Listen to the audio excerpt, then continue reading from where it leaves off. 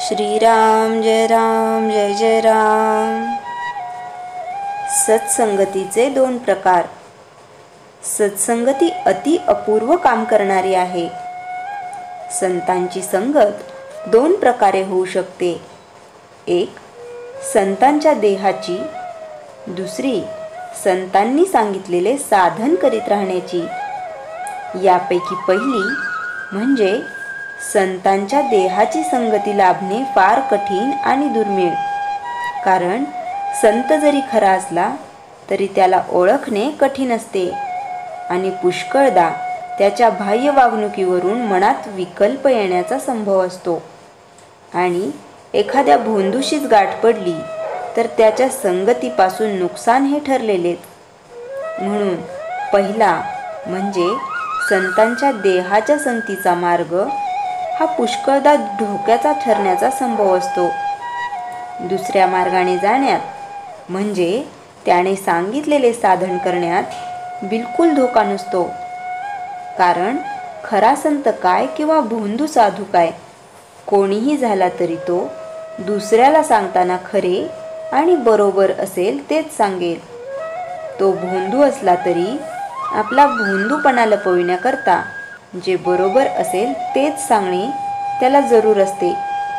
साधकाने शुद्ध भावनेने ते साधन केले की संत संगतीचा फायदा मिळून त्याचे काम होते।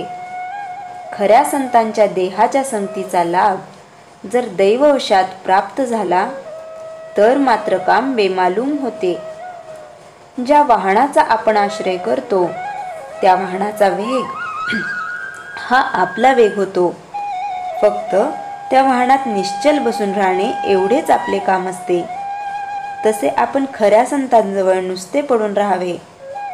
संतांच्या संगतीत आपली कृती अशीच काहीच नसते, नुसते अस्तित्व असते। त्यामुळे अहंकाराला वाव न राहून वासनेचा क्षय व्हायला फार मदत होते। तुकाराम महाराजांनी जेव्हा देवाजवळ धनसंपदा मागितली नाही, मुक्ती देखील नको असे म्हटले, फक्त संत संगती दे असे म्हटले। संत संगाने नाम घेण्याची बुद्धी येते। बुद्धीची स्थिरता ठेवणे हे फक्त नामानेच साधेल। नाम जरूर तेवढे ठेवते आणि बाकीचे नष्ट करून टाकते, पण अनन्य भावाने नाम घ्यावे। नाम घेता घेता बुद्धीला स्थिरता येते आणि मग मनात विकल्प न येता संतांच्या देहाच्या संगतीचा खरा फायदा घेता येतो। सत्संगतीत कष्टाशिवाय ईश्वर प्राप्ती होते। संत संगतीत साधने आपोआप होत असतात। त्यांच्या पूजनाबरोबर पूजन, भजनाबरोबर भजन, श्रवणाबरोबर श्रवण, स्मरणाबरोबर स्मरण आपोआप होते। संत संगतीत स्वतःची विस्मृती होते आणि नामस्मरण घडते।